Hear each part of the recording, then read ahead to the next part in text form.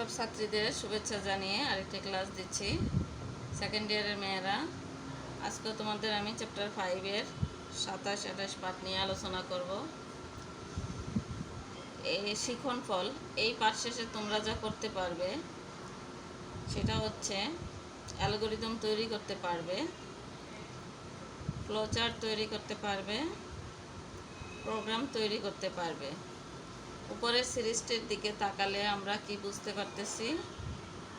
1 + 3 + 5 এইটি হচ্ছে একটি বিজোড় সংখ্যার সিরিজ।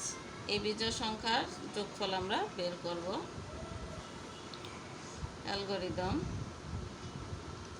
প্রোগ্রাম শুরু করি, ইনপুট হিসেবে n এর মান গ্রহণ করি।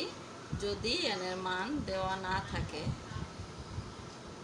চলক সাম = 0 এবং i হচ্ছে 1 ধরি। কেন 1 ধরি? যেহেতু আমার সিরিজের প্রথম সংখ্যা হচ্ছে 1, সেই জন্য আমরা i এর মান 1 ধরব। আর সাম = 0 ধরব এই কারণে, যেহেতু এখন আমরা যোগ করা শুরু করিনি। যদি কন্ডিশনটা হচ্ছে i এর মান ততক্ষণ পর্যন্ত যোগ হবে সামের সাথে যতক্ষণ না i এর মানটা n এর সমান এবং ছোট থাকবে। যখনই i এর মানটা n থেকে বড় হয়ে যাবে তখনই প্রোগ্রাম থেকে বের হয়ে যাবে। তাহলে ধাপ 4-এ কি বলা হয়েছে যে কন্ডিশন যদি সত্য হয় তাহলে 5 নং ধাপে যাও। 5 নং ধাপে কি আছে? সাম = সাম প্লাস i এবং i = i + 2। তোমরা গত ক্লাস যদি দেখে থাকো তাহলে এই অ্যালগরিদমের পার্থক্যটা বুঝতে পারবে। সামান্য একটু পার্থক্য এখানে, সেটা হচ্ছে 1 + 3 + 5, অর্থাৎ 1-এর পরে হচ্ছে 3, তার মানে 1-এর থেকে 3-এর পার্থক্য বা সাধারণ পার্থক্য হচ্ছে 2। 3-এর থেকে 5-এর সাধারণ পার্থক্য হচ্ছে 2, অর্থাৎ এই সিরিজের আমাদের প্রত্যেকটা সংখ্যা থেকে আরেকটা সংখ্যার পার্থক্য হচ্ছে 2। তাহলে i এর মান বাড়াতে হবে, মানে হচ্ছে i এর মান 1, এরপরে 3 পেতে হলে আমাকে কত বাড়াতে হবে? 2। সেই জন্য এখানে বলা হয়েছে i = i + 2। তারপর সাম ছাপাবো, মানে যখনই আমার কন্ডিশনটা মিথ্যা হয়ে যাবে তখন লেখা আছে যদি কন্ডিশন মিথ্যা হয় তাহলে 6 নং ধাপে যাই।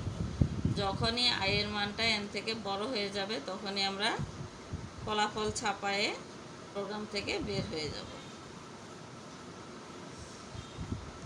Start input n, some = 0, i = 1, if i <= n, repeat step 5, otherwise step 6, some = some plus i, i = i + 2।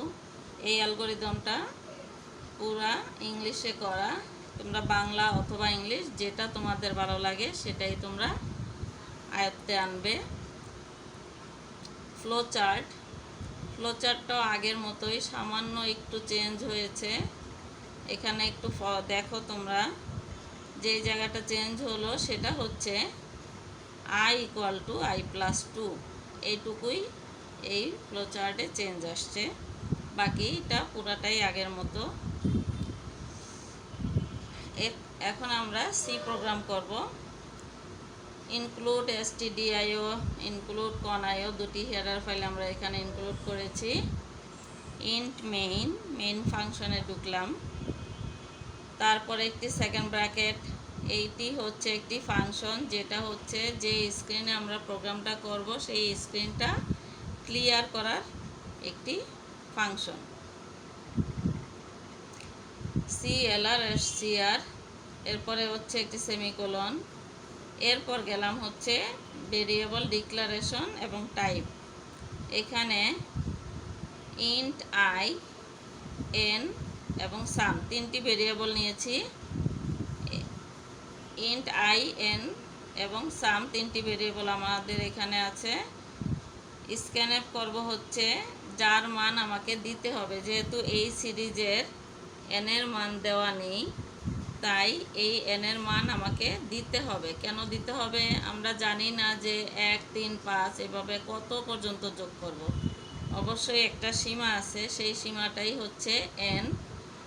তো n এর মান হিসাবে এখানে আমরা যে কোনো সংখ্যায় দিতে পারবো, এই জন্য n দেওয়া হয়েছে একটি ভেরিয়েবল। এই n এর মান হতে পারে 10, 20, 30 যে কোনো সংখ্যা। যদি আমরা nকে ফিক্সড করে দেই তাহলে আর এরকম আমরা চেঞ্জ করতে পারবো না, তখন ফিক্সডই থাকবে। এই জন্য nকে ইনপুট করতে হবে।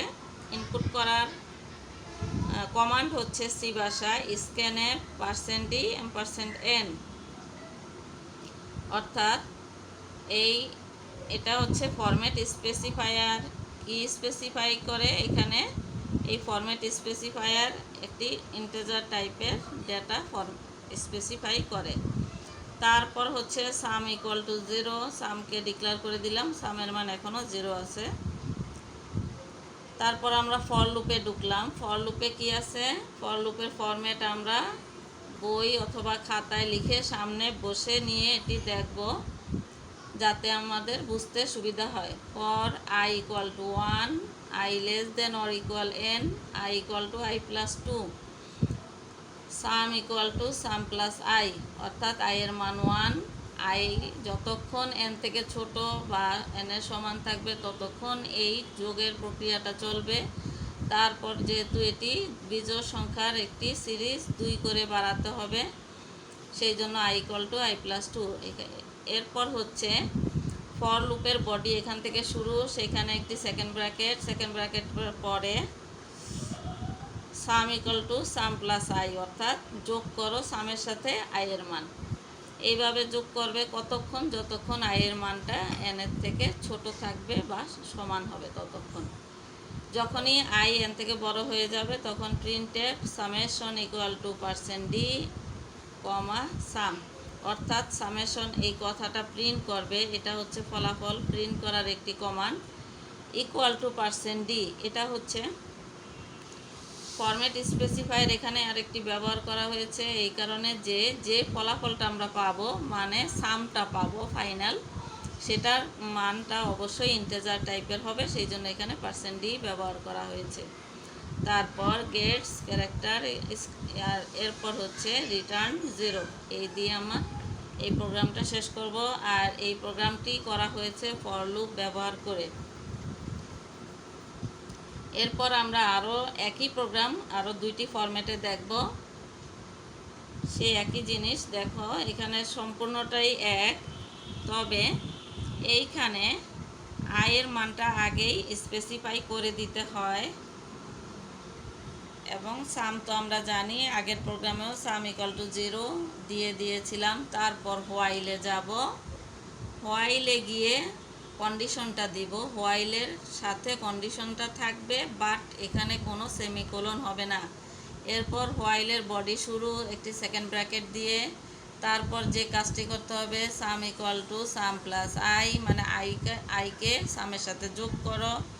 তারপর হচ্ছে ইনক্রিমেন্ট, মানে i কত করে বাড়বে সেটা, i equal to i plus 2, এখানেও একটি সেমিকোলন, দেন সেকেন্ড ব্র্যাকেট, এটি হচ্ছে হোয়াইলের সেকেন্ড ব্র্যাকেট ক্লোজ। তারপর যখন ফাইনালি আমরা যোগফলটা পেয়ে যাব সেটা এখানে প্রিন্ট করবে। করার পর গেটস এবং রিটার্ন 0 দিয়ে, এই হচ্ছে লাস্ট সেকেন্ড ব্র্যাকেট, যেটা ইন্ট মেইনের পরে দেওয়া হয়েছে, তার ক্লোজিং সেকেন্ড ব্র্যাকেট। এরপর আমরা আরও একটি প্রোগ্রাম দেখব আরেকটি ফরম্যাটে, সেটি হচ্ছে ডু হোয়াইলে। এখানেও এইটুকু একই আগের মতোই, i এর মানটা আগেই ডিক্লেয়ার করে দিতে হবে। তারপর সাম তো আমরা জানি 0, যতক্ষণ যোগের কাজ শুরু না করেছি। এরপর ডুতে ঢুকলাম, ডুতে ঢুকার পর একটি সেকেন্ড ব্র্যাকেট, এখানে কি হলো? এখানে হলো যে সাম equal to some plus i। এখানে একটু তফাৎ তোমরা লক্ষ্য করতে পারবে যে এখানে কন্ডিশনটা চেক না করেই একটি কাজ করা হয়ে গেছে। তারপরে আসছে হচ্ছে ইনক্রিমেন্ট, তারপর হচ্ছে condition check. While i less than or equal n, then একটি সেমিকোলন অবশ্যই এখানে দিতে হবে, এটা মনে রাখতে হবে তোমাদের। তাহলে এই ডু হোয়াইলের একটা তফাৎ হচ্ছে কন্ডিশন চেক করার আগেই সে স্টেটমেন্ট শুরু করে দেয়। যখনই কন্ডিশন মিথ্যা হবে তখনই ফাইনালি একটি আউটপুট দিবে, সামের ফাইনাল রেজাল্ট এখানে দিয়ে গেটস রিটার্ন দিয়ে শেষ করবে। এই হলো 3টি ফরম্যাটে একই প্রোগ্রাম তোমাদের দেখালাম। 3টাই তোমাদের শিখতে হবে, যখন যে ফরম্যাটে চাওয়া হবে সেই ফরম্যাটে অ্যান্সার করতে হবে। তোমরা ভালো থাকবে, সুস্থ থাকবে এবং এই ক্লাসগুলো মনোযোগ সহকারে বই সহ এবং গত ক্লাসটার সাথে এটা মিলিয়ে দেখে বোঝার চেষ্টা করবে। ধন্যবাদ সবাইকে।